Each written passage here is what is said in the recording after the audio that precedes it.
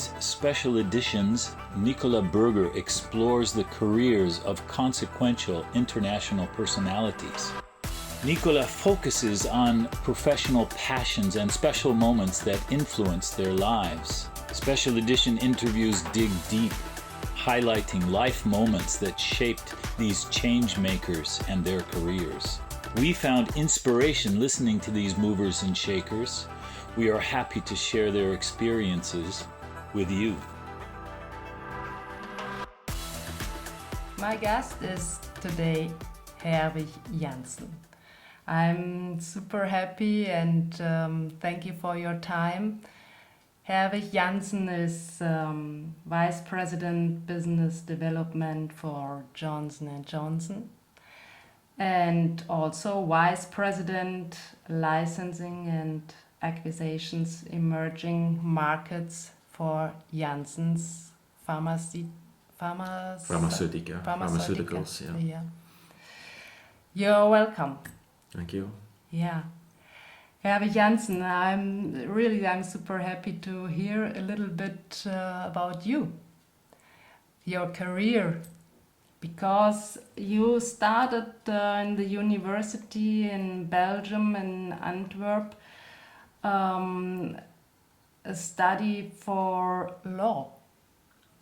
And what was the goal? I thought I was going to become a lawyer. Really? So I didn't like law too much, but anyway. And you was young and then you said, okay, yes. Maybe I start with a study for lawyer. For lawyer, yeah. Yeah. And when I finished, I had to go to the army.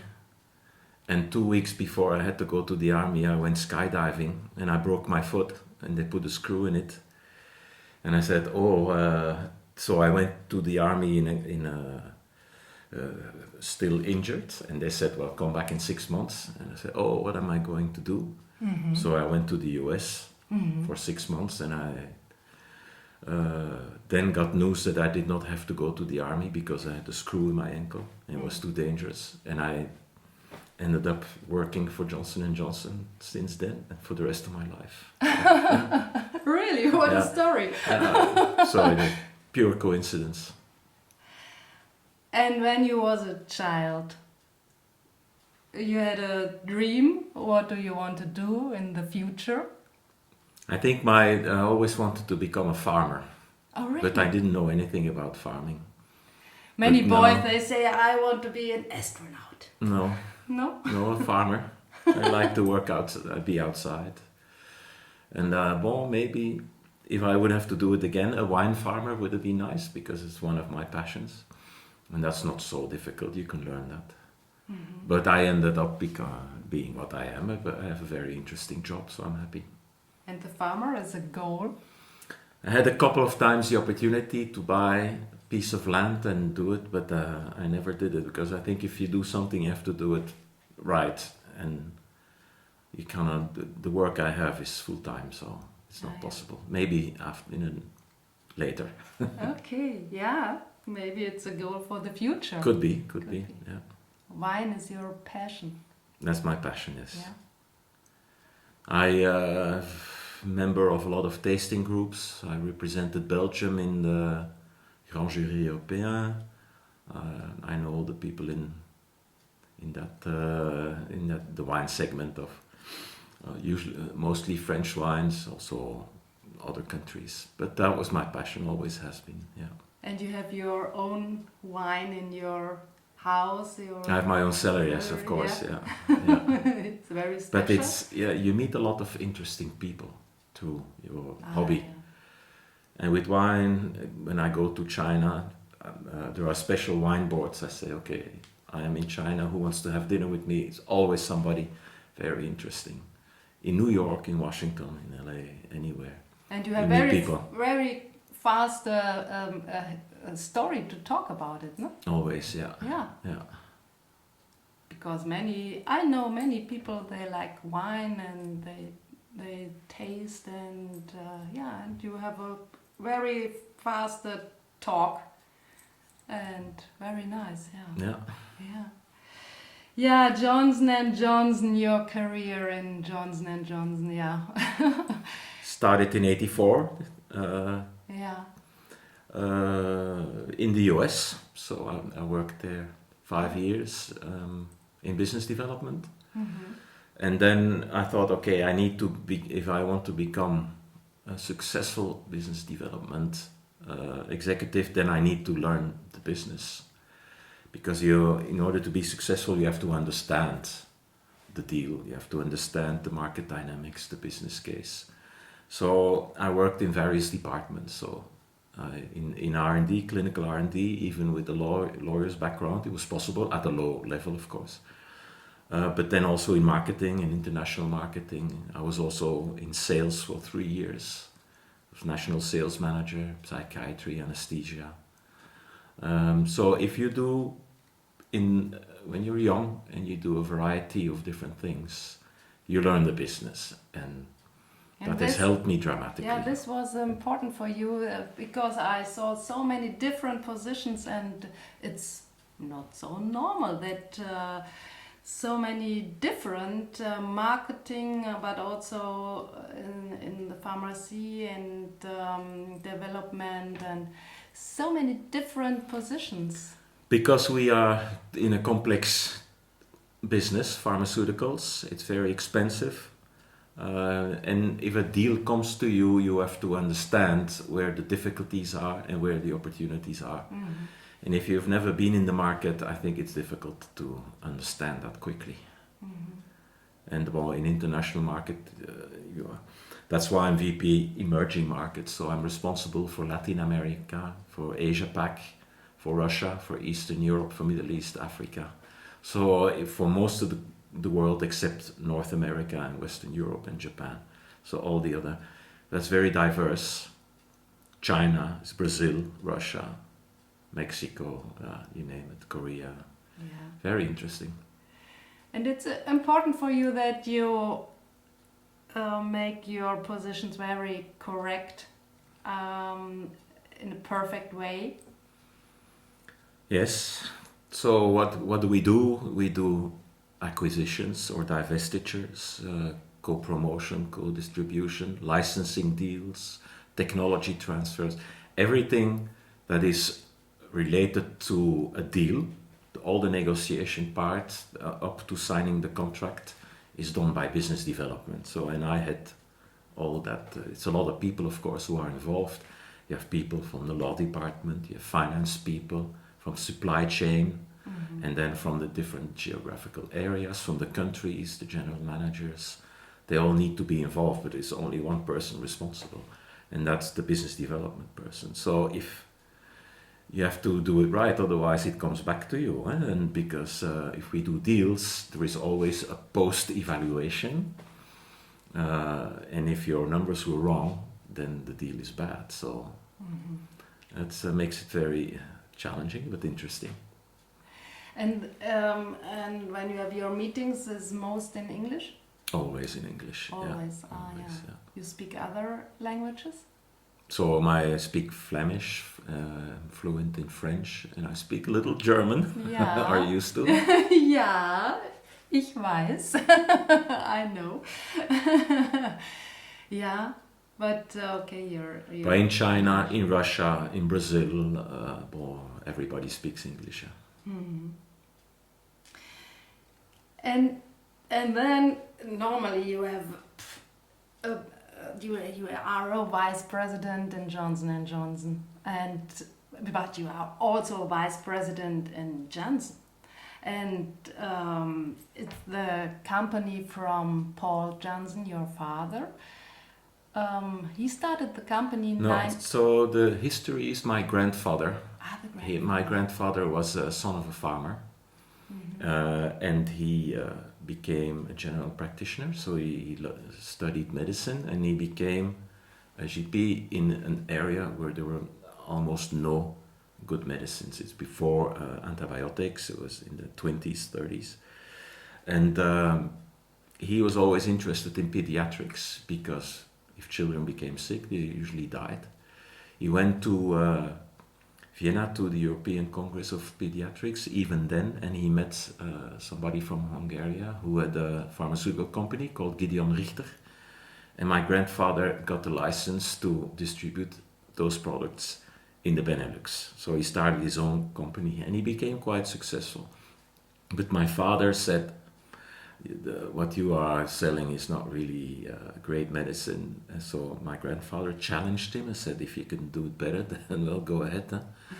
And my father started R&D research and became extremely successful and discovered many drugs that are even today in 2021 are still the leader in the field, like haloperidol or Haldol in psychiatry, the treatment of schizophrenia, or anthelmintics, antifungals, a lot of different things. But my father worked in his father's company.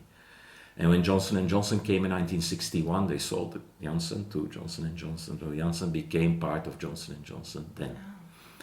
Yeah, but and we grew and we grew and we grew. And at the moment, about 10 or 15 years ago, J&J, Johnson&Johnson has 3 sectors: pharmaceuticals, medical devices, and consumer. We are pharma, so the whole pharma was called Janssen. And now we are the largest pharmaceutical company in the US, but it's called Janssen. Mm-hmm. Yeah. Wow, great history, no? Yeah. With the grandfather. But also Johnson&Johnson, it's also a big history, no? It's a fantastic company to work for. They have very high ethical standards and have been extremely successful. When I was young, it was a big company, and still today it's a big company. It has grown ever since. Most of the big companies from 30 years ago are no longer there, but we are still there, so we're doing very well. And hopefully for the future, yeah, you never know. Do you remember the beginning? Oh, absolutely. The first days and the first week? I worked in the US. It was very different from where I came from. I had to buy a suit. I didn't have one, so and bon, you start at a low level. So I was the assistant of didn't make much money and was on my own in the US stuff, but I learned a lot. And where in the US? In New York? In New Jersey, so south of New York, between New York and Philadelphia. In Princeton, I lived in Princeton from the university there. Ah, yeah. And you like traveling? I do, although it's not as glamorous as people would think. Yeah. If you saw a typical day, if, for example, I have to go to China, so you take the plane, you arrive, the taxi brings you to your hotel, you shower and you go to the office. At night you go to the hotel, you eat in the hotel. Next morning you go back to the office, and at night you take the flight back home. So that's usually how things work. So all you see is the office and the hotel. There's no time to go sightseeing and that. Because you could stay over the weekend, but that's not really encouraged. And I have to fly so much, and 4 children at home, so that's where the priority goes. Yeah. Wow, 4 children. Yeah. Wow. Yeah, everybody, I think, said, oh, Mom, yeah, you travel and you see the whole world, but you see more the hotel rooms and the meeting rooms. That's what we see. No.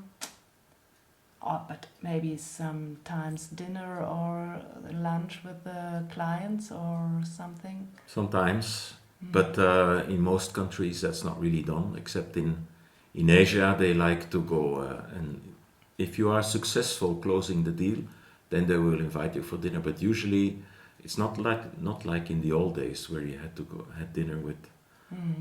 They leave you alone. So you're on your own in the hotel. That's. Yeah, when I'm thinking, wow, vice president in 2 big companies, Johnson&Johnson has actual 127,000 employees. Janssen has 30,700. And it has to do with your own character.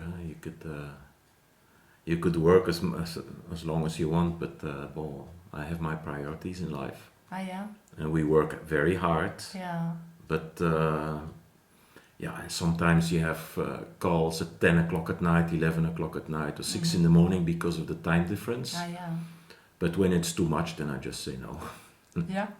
Yeah. Yeah, the Americans sometimes then they think you live in their time zone, and they schedule calls on Friday at 11 p.m. And I said no, well, that's not what we do. But well. Yeah, I would like to discuss the topic of personal and their future with you.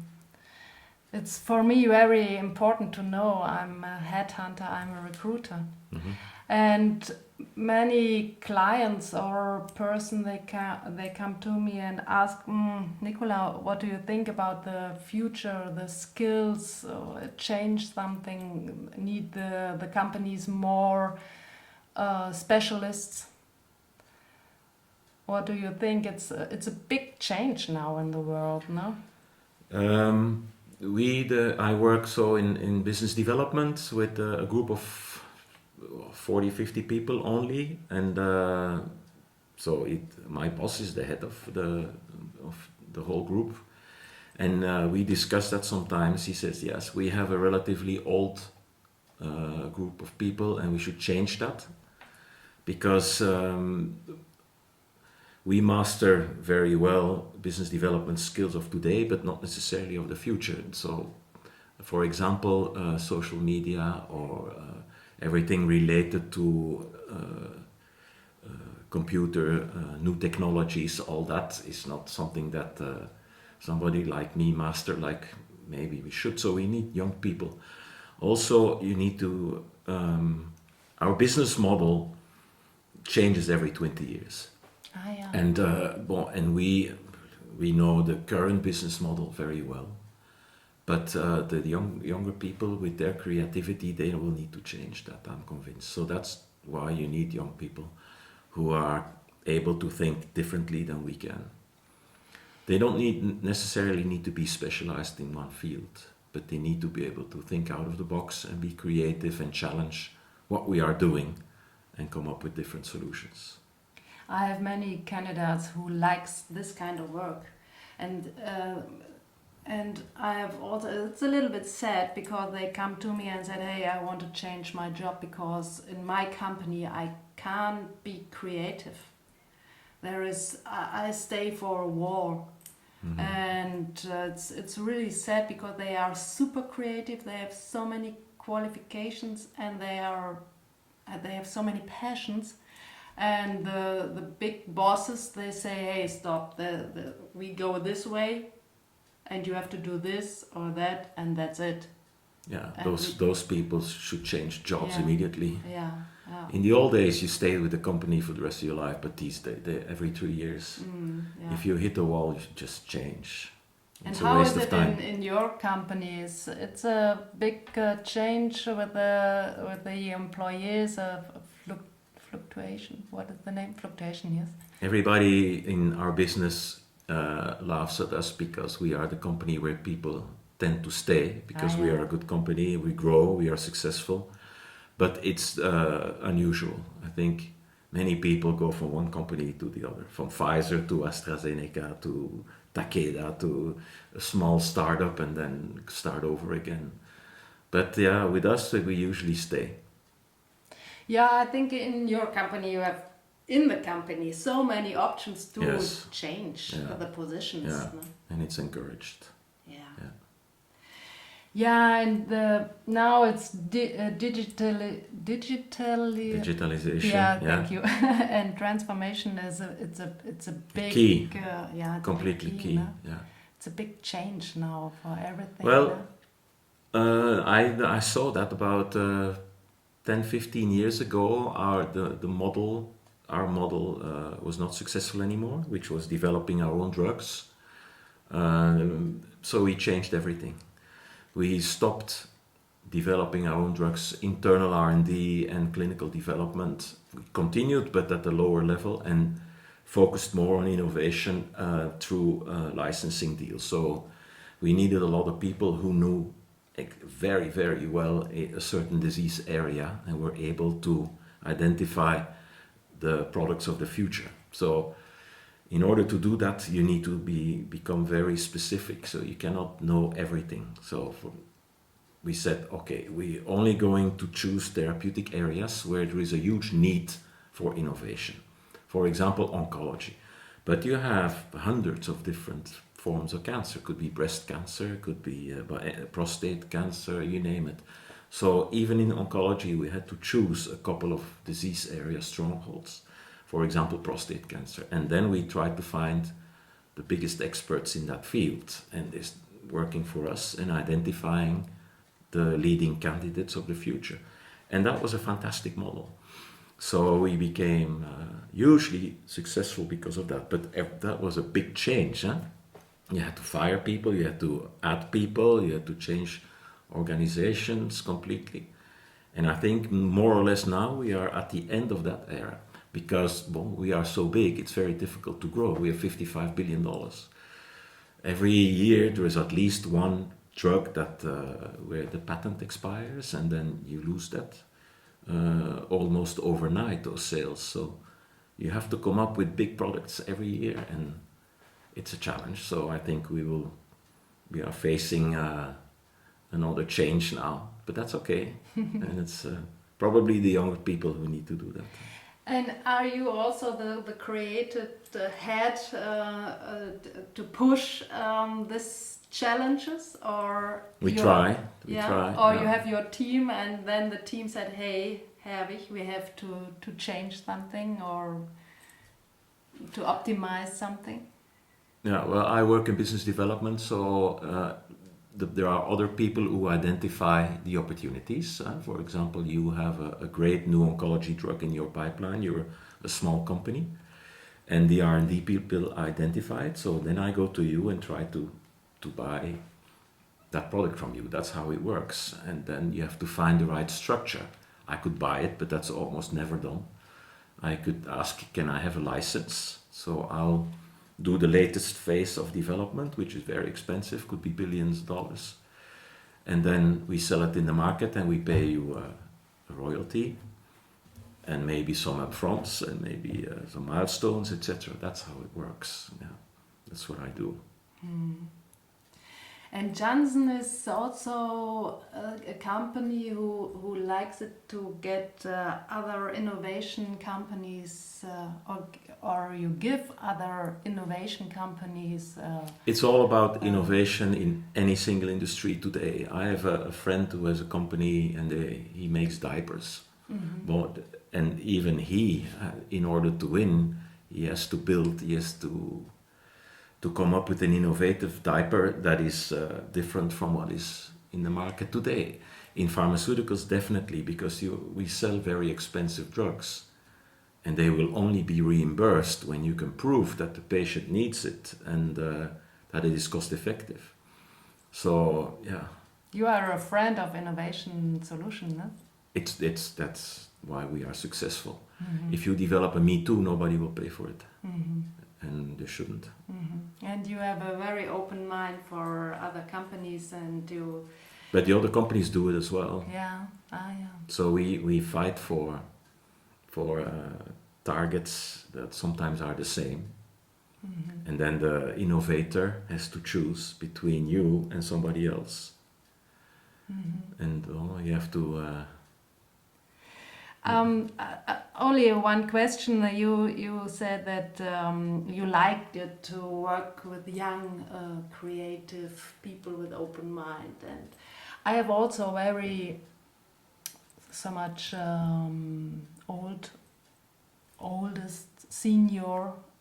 Old is not the right word. At our age.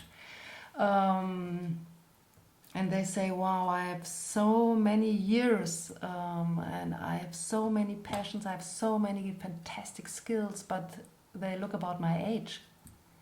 And then they say, hey, you are too old. That's very frustrated and also very sad. So, and what do you think? It's what can we tell the people who are in a senior class? They are also very creative. Of course. No? You should not look at age. That's not what we do. But you have to perform. Yeah. So whether you are 65 or 25, you have to perform, and that's the criteria that they will use in order to evaluate you. It's nice when you have the view of this, of the skills. Mm-hmm. That's what they want. And they say, they look first about my age. And then they say, hey, you are in the end of 50, middle 50, or in the beginning of 60, but I want to work my whole life. But they say, no, you are too old. They're not at our company. Yeah. Yeah. Hopefully. I think, okay, but I'm happy that you say, hey, it's not important, no? It's absolutely not important. What I see the biggest change is when I was young and started Johnson&Johnson senior executive were all white males. Mm-hmm. And that has now changed. For senior positions are now more or less 50-50, male and female. But what is now happening, and it's becoming much more diverse. So you have patient to come from, senior leaders who come from Asia, or from Latin America, from Africa, from all kinds of places. And that's very interesting. Yeah. Yeah, to work. Yeah, it's fun. It's and so they are all extremely good in what they do, because today, in order to become a senior leader, you have to be extremely good, huh? Yeah. In the old days was maybe, I know him and this and that, but that's all over. You have to be brilliant, and you have to work hard and be successful and be lucky. Yeah. And you have a goal for the next 1, 2, 3 years? We have not a glass bowl, because now the pandemic, now everything changed immediately. In this moment, woof, everything closed, and the whole life, the whole world changed. So, but you have a future goal? I think my goal at my age now is to identify my successor and lead them into my position, which is something I will start doing shortly. Mm-hmm. It's if you retire, that I don't know when I'm going to retire, but you need to have somebody who can take over, and it's a good feeling when you have a say in that. And that's what they asked me to do, and that's what I will do. And introduce him into all these geographical areas. To go to Brazil is very different from going to Russia or to China or to Japan, and to work with these people, to learn how to do that, be sensitive about it, etc. Mm-hmm. Yeah, so that's one of my goals now. And when you have a wish, you have a wish for your future? Career? No. Oh, more private, I think so, no? Career, it gets higher in your career. It's not the goal now, no? It's not the goal, go higher in your position. No, I had the opportunity a couple of times, but I like what I do, and I have an extremely interesting job. Yeah. No, when I retired, we had 4 children. My wife worked very hard at home as well, me too, when I was home. And now they are leaving the house, so we have time for ourselves. So you have grandchildren? Not yet, but hopefully soon. Mm-hmm. But I think our goal now is to find a summer place. Yeah, and maybe the farmer is also a goal to make your wine and do that. Yeah, and do that too. Yeah. Yeah. Wow. A wonderful history. It's for me fantastic to hear your career, about your life a little bit. Wow. And to hear a little bit from your companies, amazing companies, and thank you very much for this kind of interview. Yeah, thank you. Wow, great. Herwig Janssen, thank you.